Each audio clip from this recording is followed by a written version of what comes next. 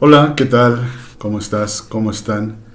Hoy quiero hablar de un tema que me parece muy interesante y que retomo a partir de una provocación que tiene que ver con los planteamientos, uno de los planteamientos de la nueva escuela mexicana en algunos de sus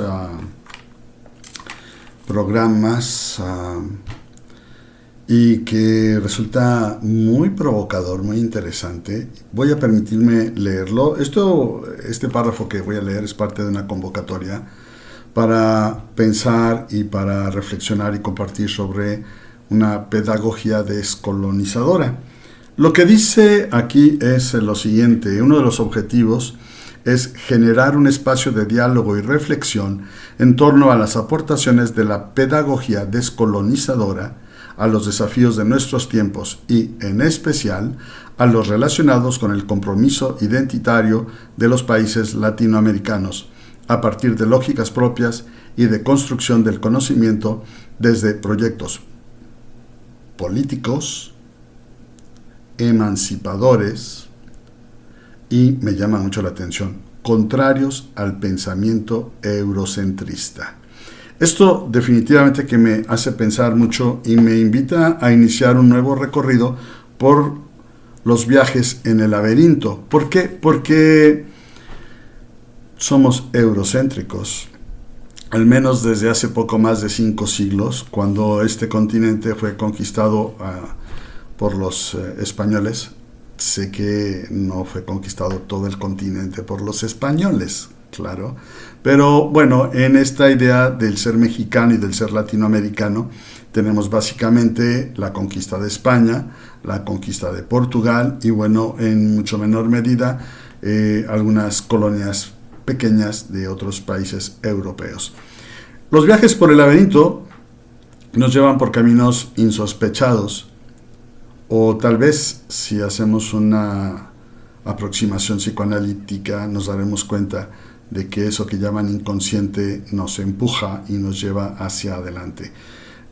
Sin entrar en ese tipo de disertaciones, me gustaría invitarlos a reflexionar en esta propuesta de una pedagogía descolonizadora que se dice que hay que desarrollar proyectos políticos emancipadores contrarios al pensamiento eurocéntrico. De hecho, el idioma que estamos utilizando para comunicarnos pues es un idioma eurocéntrico, europeo, español, y que bueno, que se deriva de el latín, un latín que sabemos se dividió en un latín culto y en un latín vulgar o popular.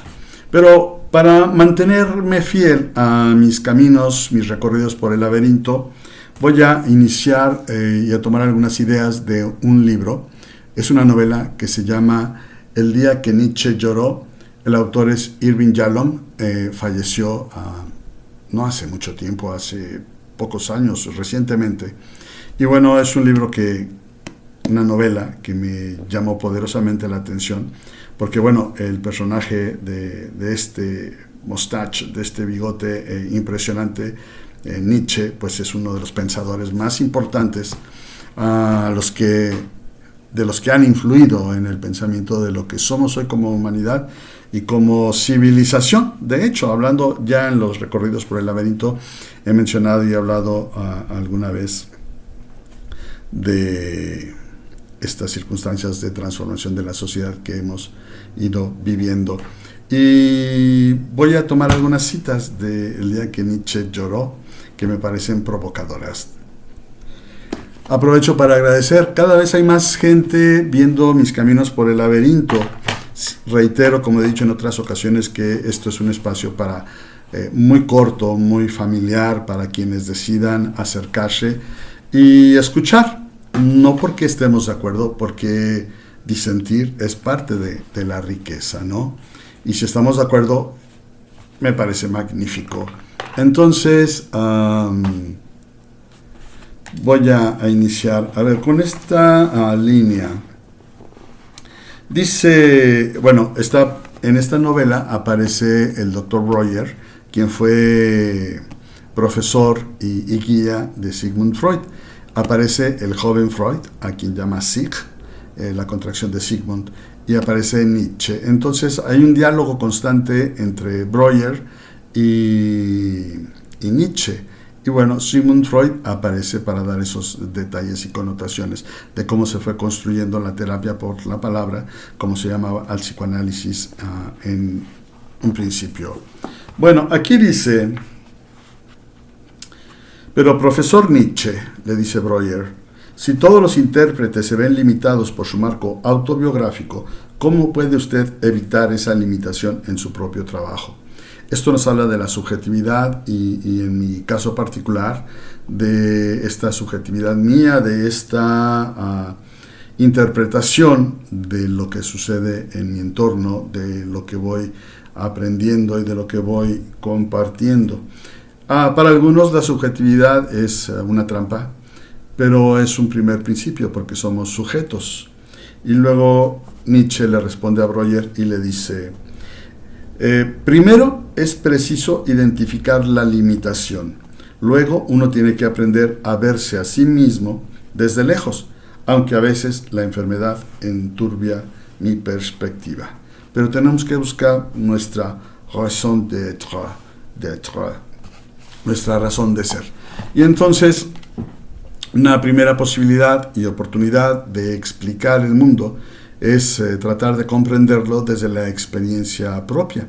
Por eso los caminos por el laberinto que desarrolla cada uno de nosotros tienen ese profundo sentido autobiográfico. ¿Esto qué tiene que ver con la propuesta de una pedagogía descolonizadora? Pues bueno, dicen ellos, contrariamente a la perspectiva eurocéntrica. ¿Y cómo va a ser eso si somos... Bueno, hablaré en primera persona. Yo soy eurocéntrico. Mi manera de pensar, el idioma con el que hablo, la fe que profeso, son eurocéntricas, vienen de Europa. Más adelante hay tres palabras muy sencillas que me encantan y que comparto y que tienen que ver con laberintos. Camino, pienso, escribo. Y la invitación es a caminar hoy y siempre. ¿Para qué? Porque cuando uno camina, piensa. Y cuando uno piensa, siente el deseo de escribir. Esto de los viajes por el laberinto no es escribir en ese sentido estricto, ¿no? Pero es una forma de expresar y dejar plasmado un pensamiento. Por ahí tengo ya una ponencia que estoy preparando con una querida amiga, la doctora Yolanda Coral. Y pues bueno, en su momento seguramente que compartiremos esto. Dice... Más adelante, por ejemplo, no, vamos a dejar eso. Y luego dice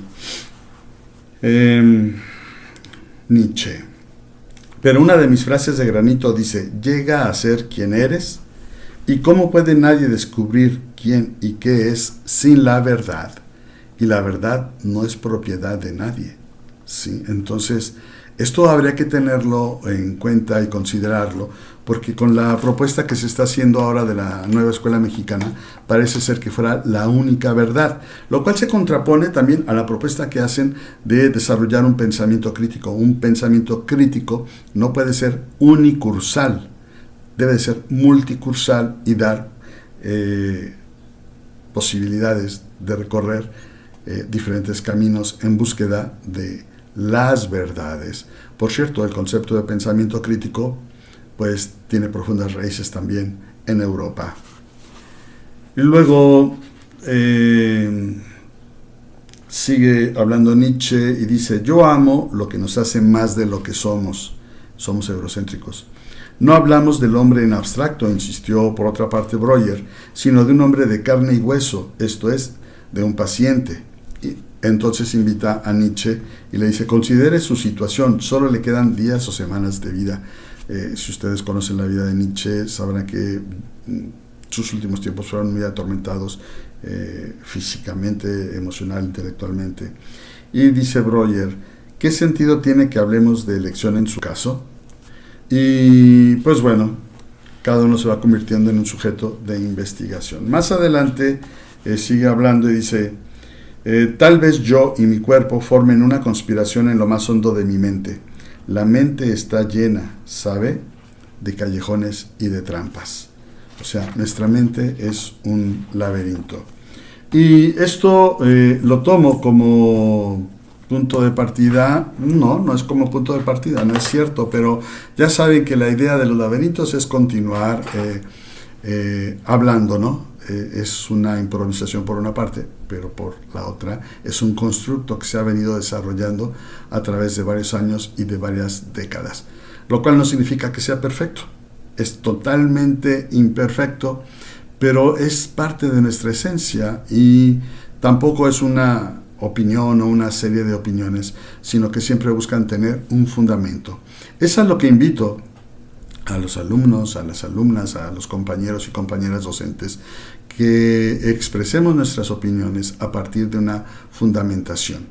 El día de hoy, en Mis Caminos por el Laberinto, quiero hacer énfasis en que esta propuesta de una pedagogía descolonizadora, contraria al pensamiento eurocéntrico, no podemos tomarlo como una verdad, ¿cómo llamarla? Una verdad sacrosanta, no, porque no está en ese ámbito, como una verdad única, porque la verdad como tal, lo hemos dicho y lo hemos escuchado y lo hemos leído, no existe. Hay múltiples verdades como hay múltiples caminos.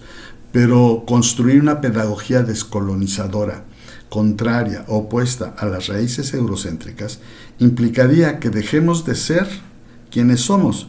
¿Y cómo sabemos quiénes somos? Pues podemos saberlo a través del idioma que hablamos. En este caso, el español o el castellano, si quieren decirlo. ¿Y quiénes somos? Pues podemos descubrirlo a través de lo que pensamos. Y lo que pensamos se fundamenta en una cuestión judeocristiana, religiosa, espiritual, por ejemplo, con una serie de características importantes.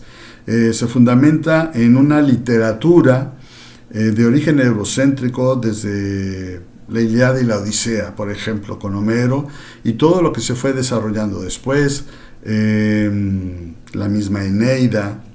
Luego podríamos ir a autores como Dante con la Divina Comedia, el Decamerón, y como en la península itálica, donde se había desarrollado desde Roma un gran imperio que conquistó todo el mundo conocido, incluso hasta las Islas Británicas, cómo se fue construyendo, y a partir de la desmembración del Imperio Romano en dos grandes polos, Roma y Bizancio por el otro lado, vemos cómo este latín vulgar va dando origen a nuevos idiomas, como el español, como el portugués, como el francés, como el italiano, como el dálmata, como el catalán, por citar algunos, el romano, por citar algunos. Y entonces en cada una de estas regiones europeas, el idioma contribuyó a la formación de una identidad nacional que iba entretejida a la par con otras identidades continentales, con raíces compartidas desde lo religioso, desde lo político, desde las costumbres, desde la alimentación y las dietas propias de cada una de las regiones de Europa. Y entonces, hacia el año de 1492, cuando llega Cristóbal Colón a este continente y después todo el desarrollo histórico que se vive, nosotros vamos conformando una nueva identidad. Pero ¿qué pasó con los pueblos originarios? ¿Qué pasó con las culturas que existían aquí? La verdad es que, después de décadas de decirlo, lo repetiré una vez más, lo diré una vez más, nos decimos orgullosos de nuestras raíces indígenas en el discurso, pero la verdad es que no aprecio, yo no observo este orgullo del rescate, fíjense, del rescate de nuestros pueblos originarios, ¿no? No se les concede la dignidad que deben de tener y la posibilidad de crecimiento y participación en el desarrollo de nuestra sociedad. Es un apunte nada más, pero a partir del apunte cada uno puede ir desarrollando sus propias ideas y realizar sus caminos por el laberinto. Para ir cerrando esto, yo diría, si la propuesta de esta pedagogía descolonizadora y de la nueva escuela mexicana es que dejemos de lado y adoptemos posturas contrarias al pensamiento eurocéntrico, ¿qué va a quedar de nosotros? ¿Qué va a quedar de México como país, si borramos, lo cual es imposible, todo ese bagaje que hemos recibido de Europa en poco más de 500 años? ¿Qué idioma vamos a hablar? ¿Cuáles son los conceptos y las ideas que vamos a expresar? ¿Cuál es la religión que nos va a unir? ¿Cuáles son las iglesias en diferentes denominaciones y perspectivas que nos van a permitir reconocernos como sujetos dialogantes con Dios? En fin, la complejidad está ahí. Y como platicaban Breuer y Nietzsche en su libro, y como dice Rolando García, cada persona, cada individuo, cada sujeto es un sistema complejo. ¿Y qué es un sistema complejo? Un trozo de realidad. ¿Cómo atentar contra el sistema complejo que somos como individuos, que somos como entornos sociales diversos y como país? Si alguien tiene la respuesta a qué seremos si dejamos de lado toda esta esencia eurocéntrica que tenemos, pues sería y será muy bueno conocerla.